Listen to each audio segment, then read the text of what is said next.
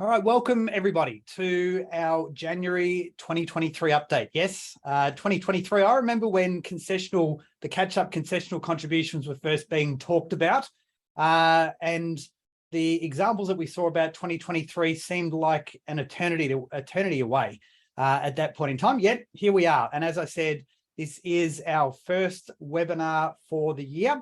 It is an opportunity for us to share with you what we as a team at Smarter SMSF have been working on, in particular with our platform, features and documents. We would ordinarily, and previously up until middle of last year, would put together a monthly update. But one of the things, having spoken with some of our members and also to those more broadly that like to see what's going on within our business, we thought we'd put together a quarterly succinct webinar to share with you what is going on and what may be relevant to you and your business. So that's what today's about. And again, we will go in between slides and then show you in the live environment some of that fantastic work that our team has been doing. So without further ado, what are we going to be covering today? First of all, I wanted to share with you a range of platform enhancements that we've been working on. Then won't go through the detail of the bug fixes, but just know that obviously within a platform like this, there are a number of support tickets that we get, things that might not be working at a particular point in time, things that we need to improve on even further.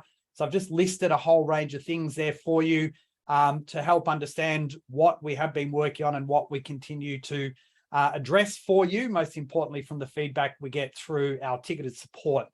I then want to spend some time in a couple of areas. So the first is around our integrations update. We have done, and we are continuing to work on 2 key and new integrations. So I'm going to share some insight into both of those with a view of having those released around the middle of February. I then also want to share with you some document updates. And again, a lot of the conversations that we have been having with our members in the second half of last year have really driven some of these additional documents that we now either have released or are shortly releasing, in particular around the area of pensions and also in respect to changes around trustees and directors. And then finally, I just want to kind of set the scene for you around the scope of the work that we are looking at within the Smarter SMSF business for the year and how that might help you and help you start to roadmap what you might be looking to do in the year as well. And if you've got any questions, as is always the case, please feel free to add them into the chat or the Q&A section. I'd be more than happy to go through those where I possibly can. All right, so let's now touch on, I guess, some of these first things that we've had. So many of you will know from our last quarter, we did make a change to our login process. So we've had some really good feedback from it, particularly that user functionality. We have included that Google login. So if you are a Google user, you will be able to set up your Google credentials to log into the platform. What I can tell you, many of you that are Microsoft users, we have now put on scope to get that Microsoft login. So if you're using Teams and Outlook and all those things, and you have a login that way, rather than always having to remember your Smarter SMSF login, then you will be able to log in with Microsoft to go through that same process. So just to let you know, that is on its way. And we do quite clearly get those that are Microsoft users coming back to us saying, it's great that you got the Google there, but Aaron, it'd be good if you could get the Microsoft one. So it is on the agenda and will be on scope for Q2. The other thing is we continue to spend a lot of time around our user console. So what is our user console? Our user console is there for our members who are utilizing a document subscription to be able to look at and access all of the orders completed and saved of members that are that have been given that access to the document orders. So what I might do here quickly is do our first jump across to the platform and go there. This was one that I actually didn't save here, but under the My Account area, we have our user orders. It is still in beta at this stage. It is accessible, but it is beta. And what it allows you to do, and many of our members are now utilizing this themselves, is we can see a user management section. So we know what staff are utilizing the subscription. So that allows you to see who is an employee who you've provided access to that. Now, you can see the roles here. We call them parent and child for now, but in essence, we can have multiple parents if you want to do so. It was a change that we have made over the last quarter. There may be multiple managers, and therefore you want to have visibility over that across the entire team. We are, and we'll shortly have this fully resolved, but in essence, the ability to invite and manage that user functionality yourself. So rather than having to do this as a manual process, which is the case at the moment, you'll be able to add a brand new team member into this email, first name, last name, and you'll be able to set that permission. So again, parent or child, and that will then enable them to be able to be linked to that document subscription. Okay, so what does that then do? What that then does is has them here. So as the parent or as the admin user under this subscription, you will have unlimited flexibility to access all of the saved orders of those team members, along with all of the completed orders of those team members. To give you an example, we've had clients that have rang us and said, you know, Jenny is away. She's away on leave for this week. She's gone in and done an order. We've got a client coming in tomorrow. We need to get access to that order. It hasn't been saved into any other document storage platform or whatever. So this is allowing you to go into that user. And then you can see here under this example we joined, there is no record there, but in essence, under the completed order, it would enable that parent to be able to come in and download the link for that particular order that was done. So it'll have details in the table that sits under there. I'm trying to think if one of this will probably crash on me if I'm looking at my own one. But again, if we go into the saved orders area, that same functionality will apply there as well. So I might just refresh that because I'm pretty sure my one will crash the system there. But the same functionality, yep, just as I thought.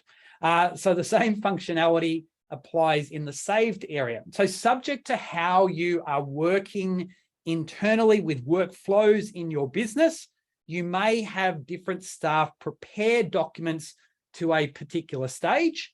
And therefore, once they have prepared documents to a particular stage, you can go in and pick up that work to review and then submit. Or if you want to be able to look at the work that has been completed before it may be getting printed and sent to the client, again, you have that ability to control that process in there as well. So you can see here, we have the company that it's linked to. For those that are BGL users, we use the short firm code to be able to link that process as well. So again, something that we've spent a lot of time on over the last 6 months to get right. We will be then looking, once we've got this finalized beyond the beta stage, we'll be looking to integrate this internally within the existing BGL document platform as well. So you'll be able to control that over and above the profile settings that you can do within SimpleFund 360 itself. So you've got the ability to change the settings inside the BGL user, but you'll be able to do that within here as well. So you'll have, again, a process, whatever that internal process is for your own firm around creating documents, and then whether it be picked up at a saved order or potentially and then reviewed or completed, you can then review it and print it for there. That is entirely up to you. So let's now go back to our slides here and carry on.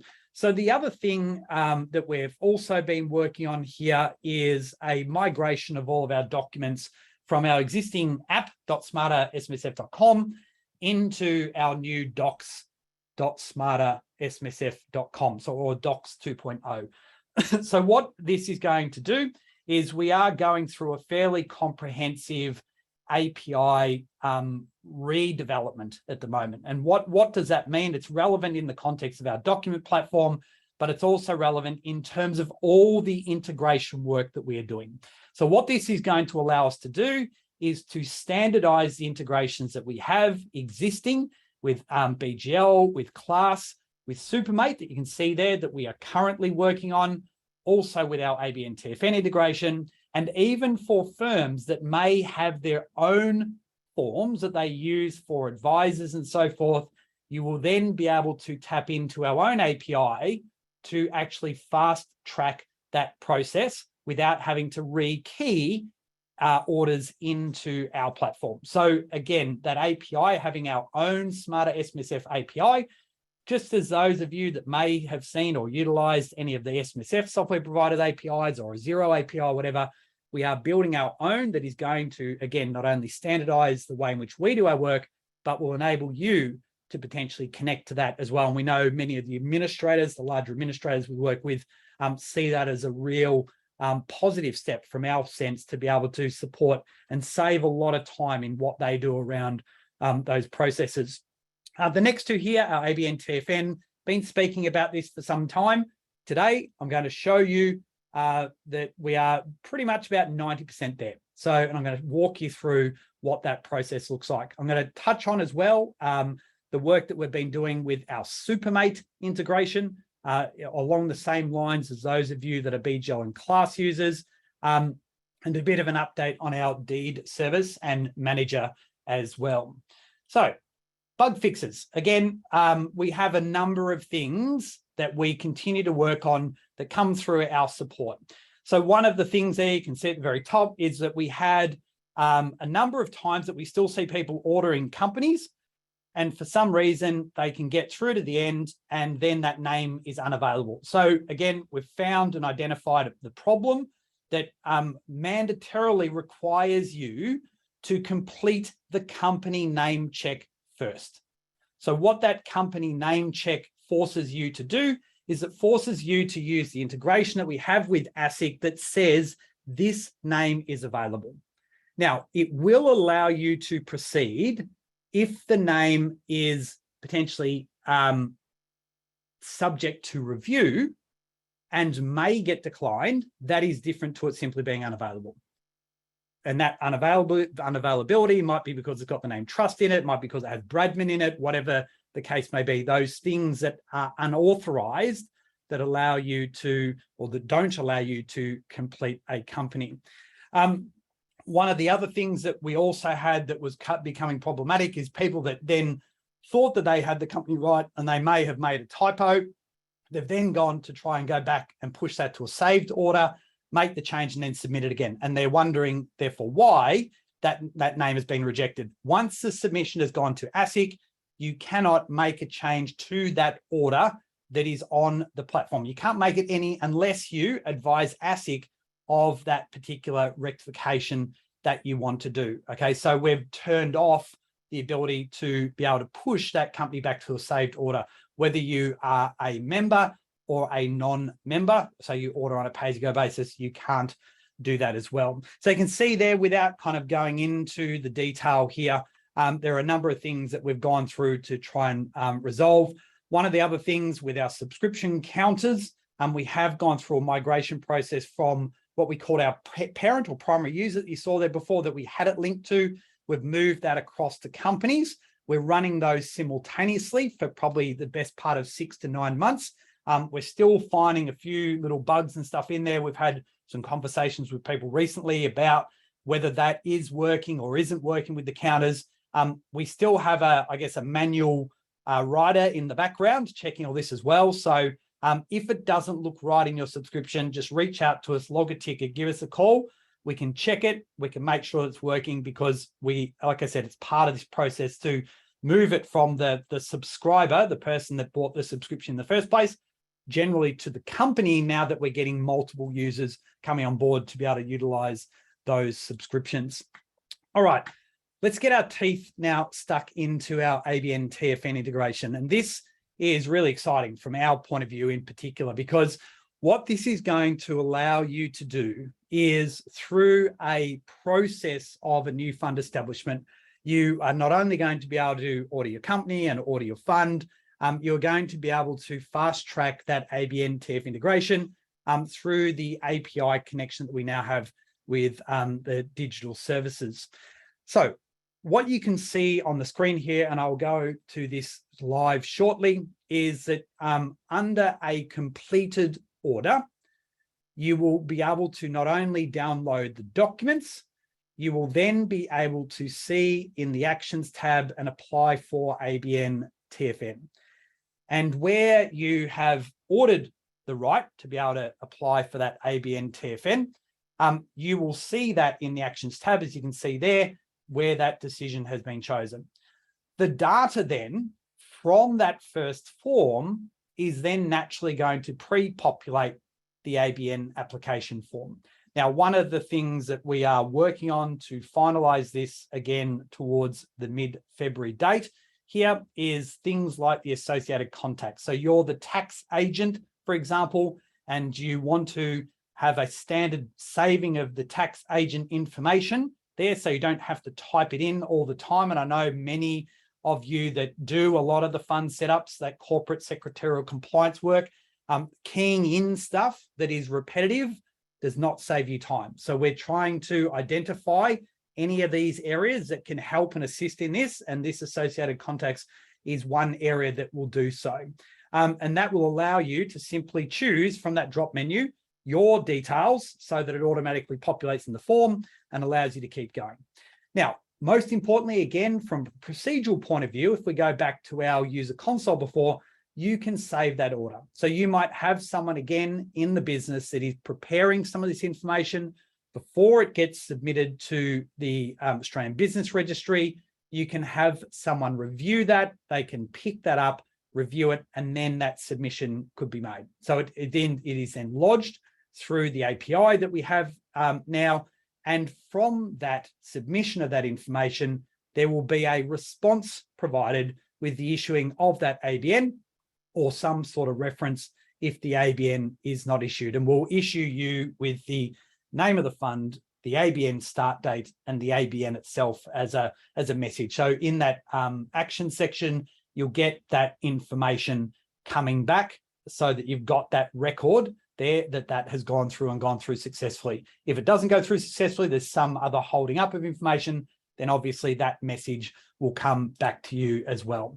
So how is this all going to work? In essence, what we are doing to support this process is, if we go to the bottom first, you can see at the bottom here, what we are adding into our forms is a separate question. And what this separate question asks you is, do you wish to apply for the funds TFN and ABN using our integration? And if you do, then what happens is we have built in some conditional pricing around this integration process. Okay, so for our members, we will have a $33 charge in respect to this ABN TFN integration process. If you are not a member and you're ordering this on a pay-as-you-go basis, then it's $55. Now, the other thing that you can see that is going to be happening at the same time as the launch of this ABN TFN is we are preparing a consolidated form that allows you to complete the incorporation of the special purpose trustee company along with the new self-managed super fund. So here you can see on this form the fact that you need to put in the proposed name and then validate that to then go on. And what this is going to do quite clearly as you work through, it's going to be capturing all the information about the company, the shareholders, the directors, but then also the members of that self-managed super fund, and then again asking you whether you want to go through that process of ordering the ABN TFN as well. So you can see there currently the ASIC fee for a member, $577, plus then the ABN fee means that you would move from paying $577 to $610. Okay, on a pay-as-you-go basis, you can then see it moves from $688 to $743. Now, naturally, that is for our new SMSF and trustee company. We do, and we will have people who will order SMSFs with individual trustees. So quite clearly, the standard new SMSF form is going to also include that ABN TFN question, and there will be a fee at the end of that new SMSF order form where you choose to use that ABN TFN integration. Okay, so it's a small amount. It's an amount that is very consistent with what is in the marketplace today, but it is all about that time saving. We do have a cost that we need to accommodate as part of this process, in addition, obviously, to our development time, hence the reason why we have a price point on them. So again, we're aiming to have this available around mid-February. Okay, so if we jump in quickly, and I'll show you, we are about to finish, I guess, the final lot of mapping, and then we'll move and speak to a number of our members to get some feedback around that process. We do expect this to save 30 plus minutes. Okay, so we're looking at a sizable saving. Yes, there's an attached cost to it, but that cost, the benefit is going to clearly outweigh the cost. It may even be more than 30 minutes, subject to the way in which you do that work. And the other thing is that we will be adding in either to the form or separately as well, the ability to do GST registrations and pay-as-you-go withholding registrations once we have bedded down the implementation and obviously the release of the existing form. So let's now jump across, and I want to show you in the live environment, in essence, what this looks like. Okay, so we're over here. Hopefully you can see this screen here. I'll just make sure that we can. Screen one here. So we can see our completed orders screen. So I have our corp ABN and our individual ABN there. So I've done that quite deliberately, obviously, based upon the different information. But from our actions tab, we can see this apply for ABN TFN.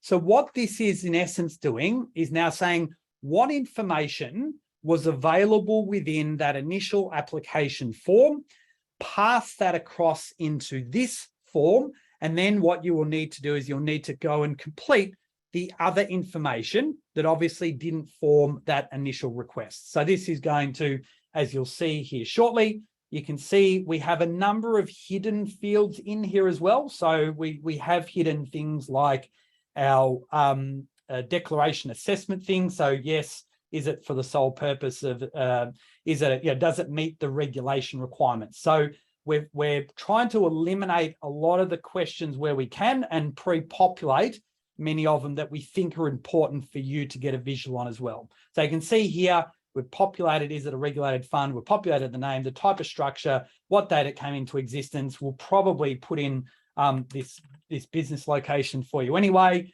but we've got from the fund address, we'll put that in there.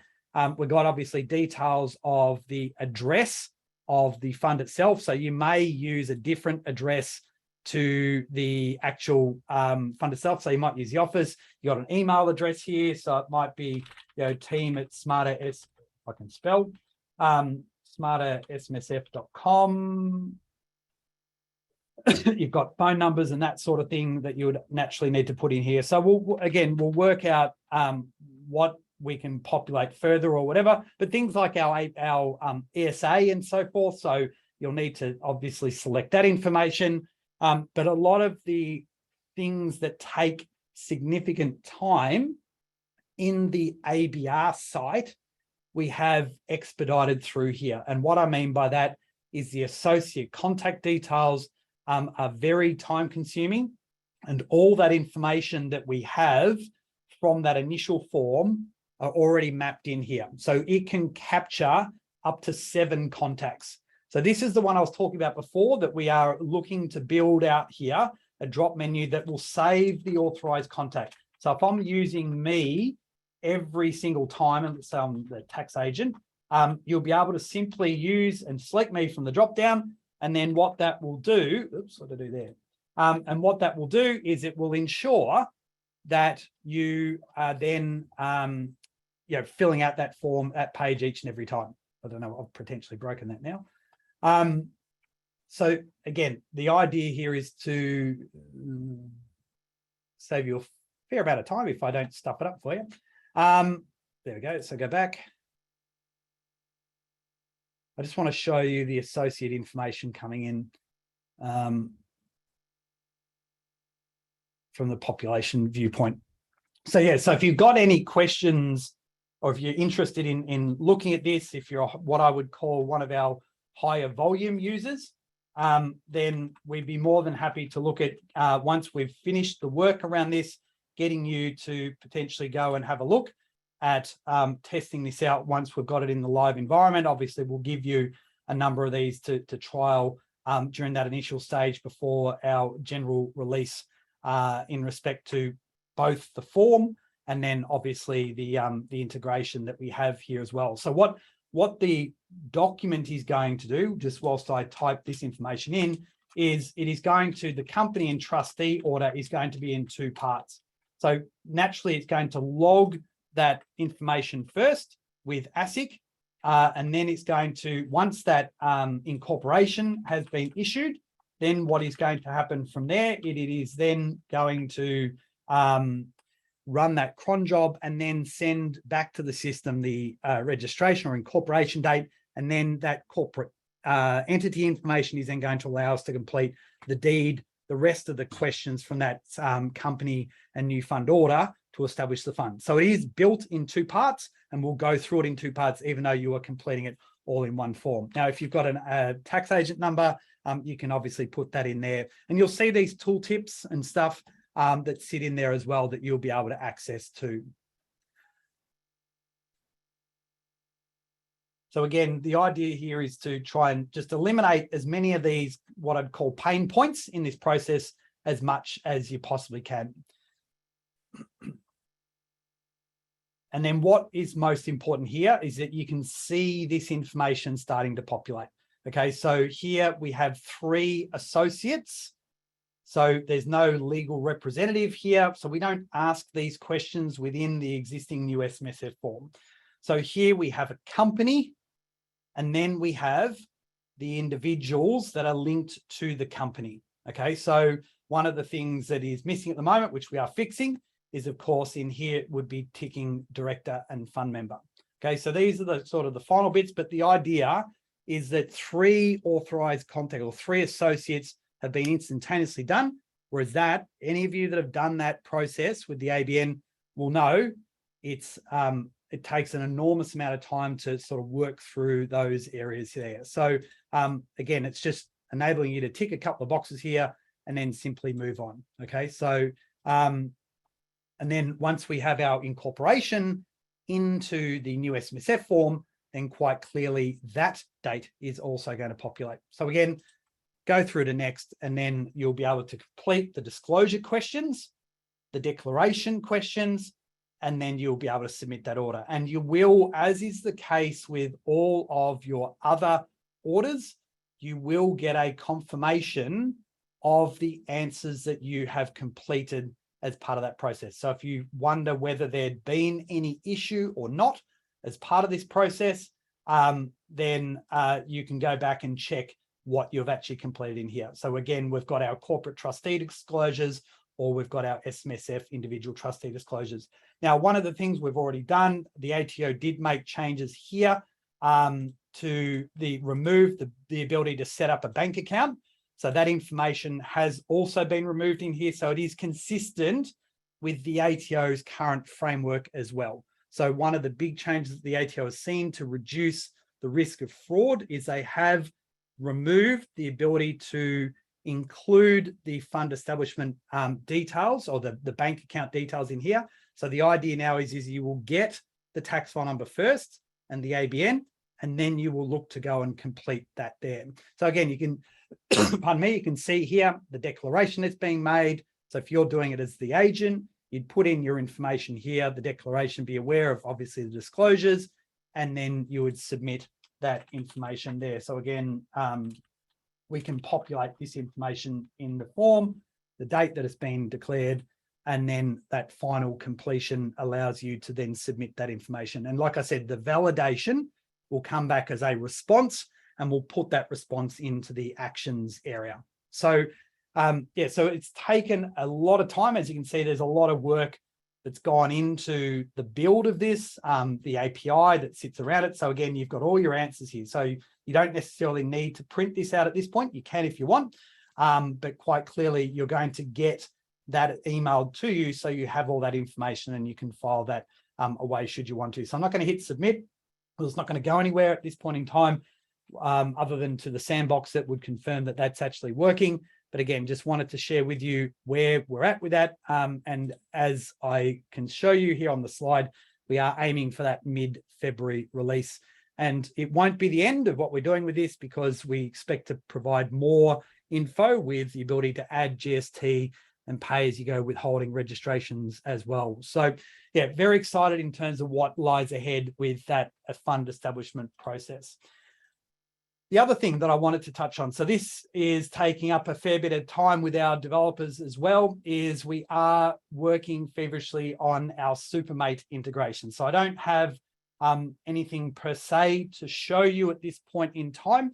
A lot of the activity that's going on, I guess, is around the authorization process of the connecting your software to your Smarter SMSF platform. So what does that mean? It means that you'll be using your SuperMate credentials. So just as for those of you that log in to Simple Fund 360 or Class via our platform to be able to pull data down and populate the form, or to push data back and update, obviously, in your software, we are using those same principles here.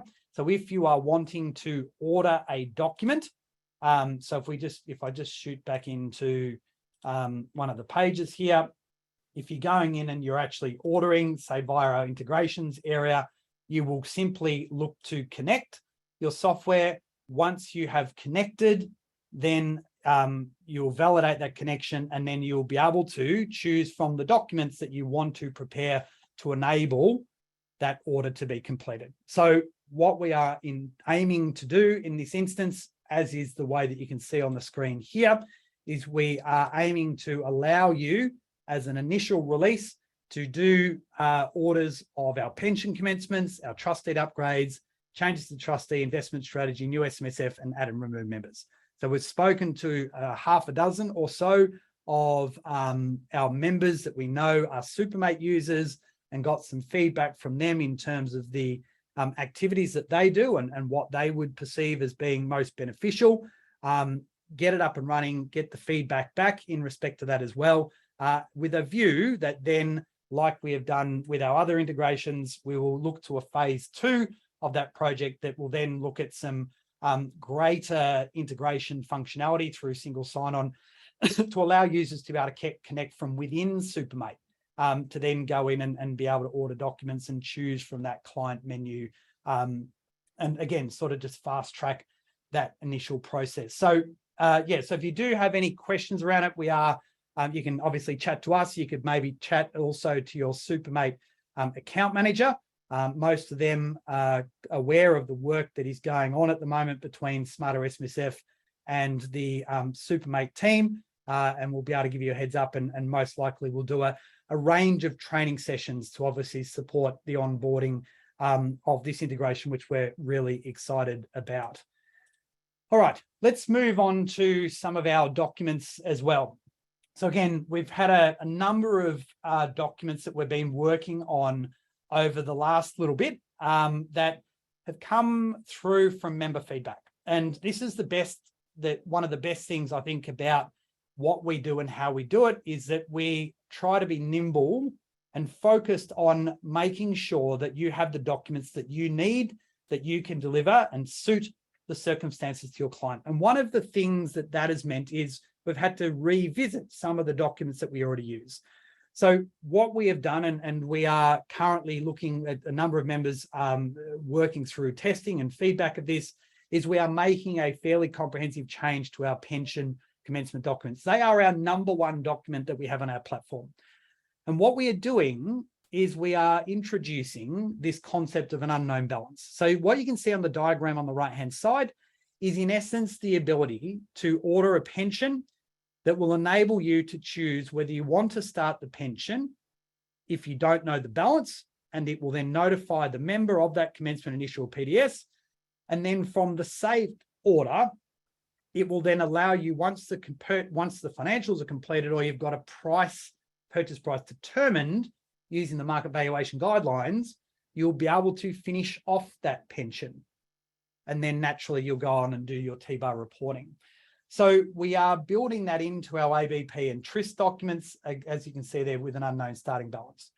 We are, due to the size of the templates that we have, we will also be building a separate ABN TRIS that includes the ability for those documents to be signed by enduring powers of attorney. We are continuing to see more and more questions come to us about clients that have lost capacity to deal with a number of things inside the self-managed super fund. So we will address this within our pension documents, and that is in progress at the moment.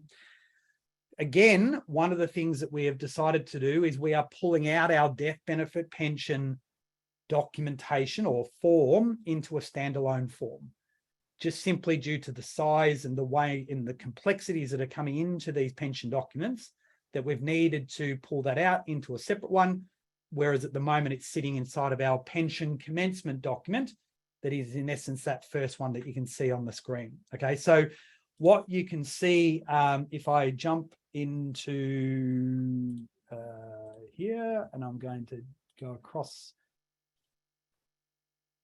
to our pension screen. So this is our unknown balance one that you can see here. I'm just going to put some information in here. It doesn't really matter what I put in. But the idea in here is that it's going to enable you to choose whether you do or don't actually have members that know the balance and so forth. So there. Choose the pension, date of birth, 1960, mail, address.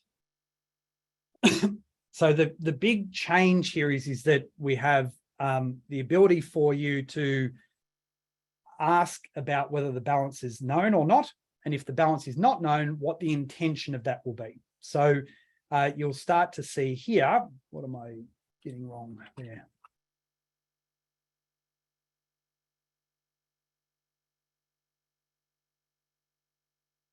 Might just go to save whilst we're waiting for that to turn up.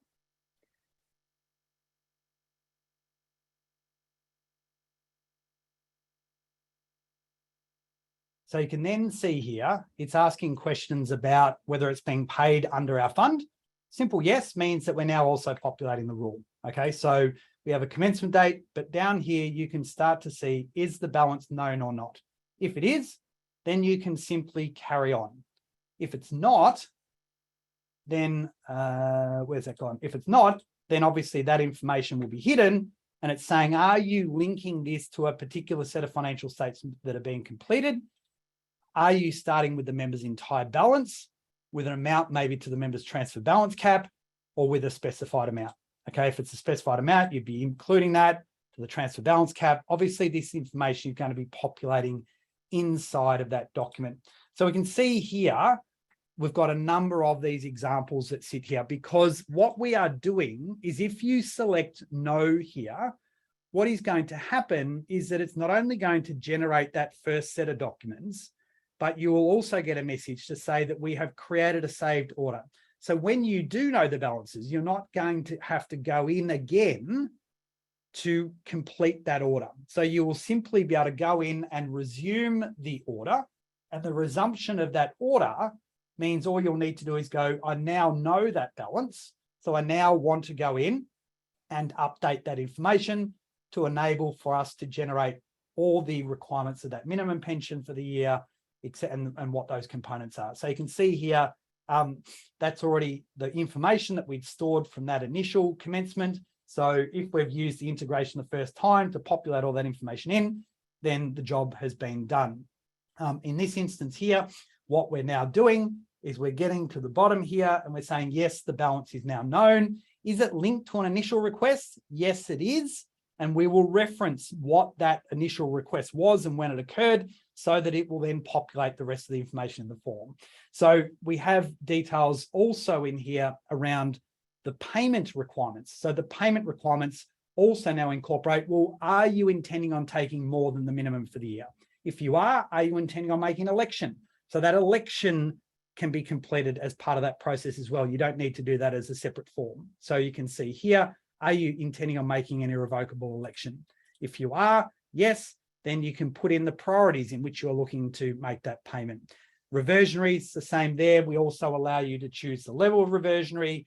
Then you've got segregation and the other things that we have available in the system as well. So again, we're getting deeper and deeper into the technicalities of these different parts of the superannuation system that are becoming more and more complex to be able to help you navigate your way through and getting you thinking about all of the important parts to the establishment of pensions, setting up of funds, upgrading of deeds, etc., etc. So in terms of other things, we've also got our property ownership declarations and market valuation minute. One of the things that we've done recently is we've now also included the via the API with our BGL and class integrations, the property information that is coming through. We also intend on this year looking at integrating title searches into that process. So be on the lookout for that. More and more requests for these type of declarations and market valuation minutes obviously coming about each and every year because of the auditor requirements and the expectations that the ATO have on SIS Regulation 8.02b. Just as we're working on updates to a number of forms, our deed upgrade is also, we're spending a bit of time on. I'm getting more and more of a gut feel that we'll be seeing some fairly, some reasonable changes, I guess, at the very least from the May budget.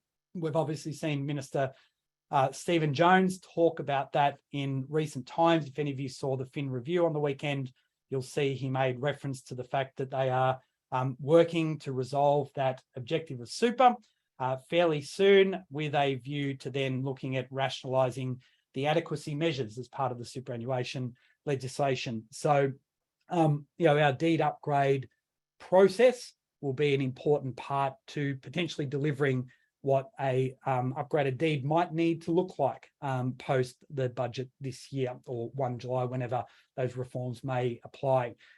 We've also been working through our a refresh on the unlicensed letters with Kath Bowler at Holly Nethercote Law.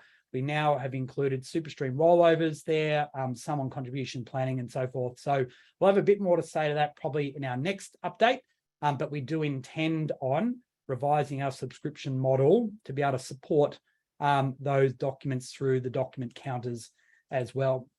The other thing here is some changes to our changes of trustees. So many of you have seen our change of trustee documents that we added last year, in that it also, as a separate one, change of trustee death of a member. The other thing that we commonly get asked is, well, if a member dies or someone's lost capacity and they're a corporate trustee, well, yes, we just have to register and tell ASIC. And it was only when we started talking to a number of our members, they're saying, well, what else do you do? And they're like, oh, well, sometimes we create our own minute or sometimes we don't do anything. And I made the comment, well, what does the Constitution actually say? And if you use the Smarter SMSF Constitution or you're using another Constitution, quite clearly, there are rules that set out and stipulate the steps that must occur. And advising ASIC is only one of those steps because you have a statutory obligation to advise changes to directors, changes to shareholders, and so on and so forth. So one of the things that we have now done as well here is we have now added 2 particular documents, and we will add more to this process. I might just close that one down and share a different screen. So what we also now have available in here is some documents to remove a director where they are under a legal disability, such as incapacity. And we also have prepared documents around the removal of a director, the addition of a director, and also the removal and addition of a director. So we do intend on here as well, adding a separate one for removal of director in respect to their death. So we did at our SMSF day last year, a lot of work around succession. I'm just going to put Aaron Co, Proprietary Limited. So this sort of integration work, again, will be able to populate a lot of this in. So what we are looking to do here, just give you SMSF, number of directors attending the meetings. Let's say there's me.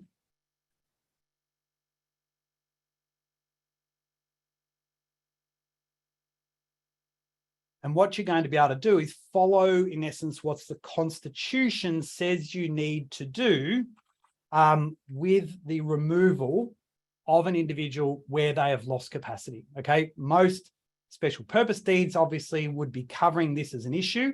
Making sure you therefore have a special purpose company would be critically important to this. So this is then the director that is going to be removed.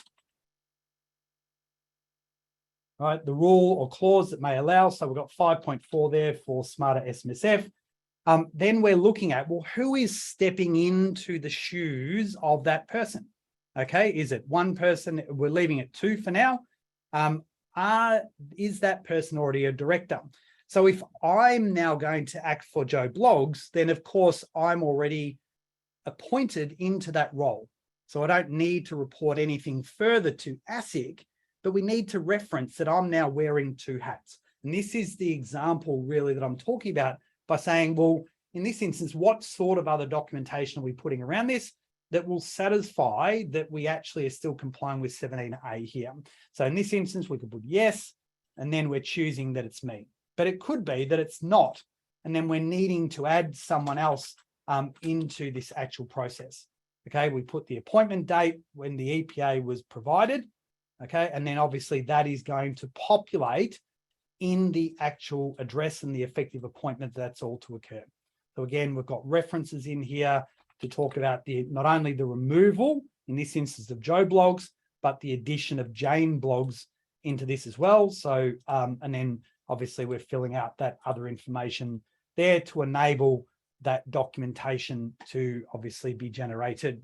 So we've got that in respect of the incapacity. We'll be doing that in respect of the death of a member. We're doing the same here.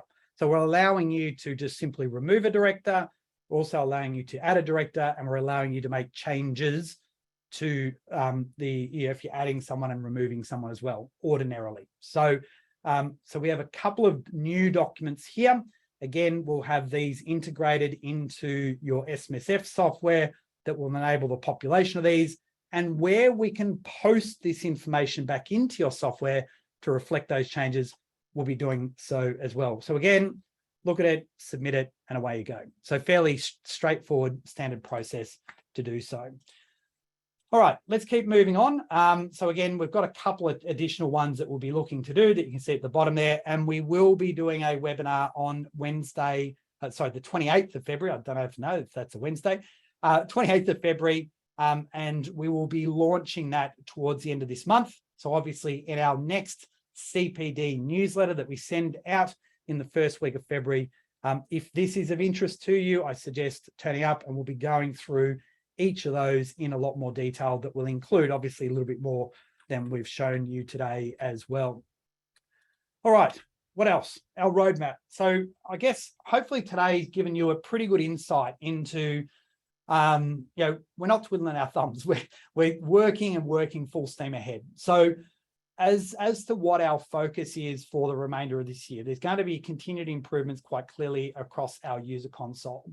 We'll have full migration to our Docs platform 2.0.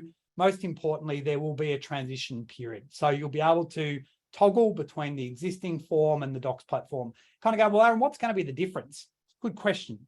One of the things that our Doc platform will do for our pay-as-you-go users is that you'll be able to add all the documents you want to order to a shopping basket. So rather than the payment happening at the back of the form, it will be moved to a cart that sits at the front of the form. For our members, there's no difference. In essence, you will go through and you'll order documents and submit. And because you are a member, you'll be bypassing any of those payment screens. Okay, so that is one key difference, because if you do want to order a new fund, the ABN and investment strategy, DBNs and so forth, you'll be able to do that in one bundle and purchase that as a particular pack. Clearly, our SuperMate integration will be spending a lot of time in the initial sense, trying to get that up and running. The other thing, we're doing a much deeper set of work at the moment with Simple Fund 360 around the integration, in particular with the pension documents. I know at the moment we're not getting the components in there. So we are working with the integrations team and our Simple Fund 360 team over there at BGL to get that information. So we expect to hopefully share some stuff in the not too distant future around a much deeper integration to assist in some of those higher volume documents. Our deed platform that will also include our constitution. So managing deeds, the ability to use it as an automated deed upgrade, also as a service, as a deed upgrade service that will be linked to your existing document counter. So as deed changes occur, you'll be able to automatically update and in essence, through your subscription, have that added off your counter each and every time that an upgrade may apply. But most importantly, your clients stay up to date. And a bulk upgrade service. So we'll be bringing that in. So if you want to do and enable Smarter SMSF to do those manual deed upgrades, you'll be able to upload the history of that in there. And then that will be able to be checked off and reviewed and signed off. And then you'll be able to access that most current deed in there. The ABN TFN that we've spoken about a fair bit today, our doc flows, we'll have more to say on that as the year goes on, but in essence, allowing you to build workflows around strategy documents, a number of year-end documents you might be using via the Smarter SMSF platform, our white label portal, and then finally our continued expansion of our document suite. So as I said before, we won't be twiddling our thumbs here. That only even talks about our platform. It doesn't go to our CPD training and the course content and so forth. We will have a very big announcement coming in early February around that. So be on the lookout for that. I'm really excited with some of the opportunities that we have in our CPD solutions and how we'll be able to support you with that. Like I said, we'll be announcing something just before the SMSF Association National Conference and look forward to clearly sharing that with you. So most importantly, in terms of what's coming up, strongly suggest if you haven't already, join me for our top 5 SMSF strategies. It is one of our most popular events of the year. We've already got well over 200 registrations. It is free to join, share some insights into what I see will be shaping the SMSF sector for the year. For those of you that want to find a bit more about our SMSF Foundations course, the changes that were made in the lead up to Christmas, effective in essence all the way through to the end of the last financial year and even beyond, in particular if we think about our downsides of contributions and the like, that change from the 1st of January 2023, the course is all current and up to date, covering that stuff. Our first CPD session for the year will be the latest intel on LRBAs. We have our national conference in Melbourne this year. It's great to be back in Melbourne. Not only will I be speaking, but I will also be, our Smarter SMSF business will be an exhibitor there. So make sure you come and visit us. And as I said earlier, our next session after that, we'll be looking at dealing with trustee changes. We'll be delving into all that information in much larger detail, including the workflows that we built to help you understand much of that through the flow charts that we shared at our SMSF days last year. So if you want to find out more about any of those things, including our soon to be launched SMSF Day events, you can find it smartersmsf.com/events. That is it, folks. That is our first webinar for 2023. Thank you for being a part of today's session. We will send you a copy of the slides if that is of interest to you after today's session. We will be uploading the recording into our knowledge base, and we'll share a link with you so that if you want to go back and look at any of that information that we've provided you today, you'll be able to do so. If we have no other questions, thank you once again for being a part of today's session. Take care and see you soon. Bye for now.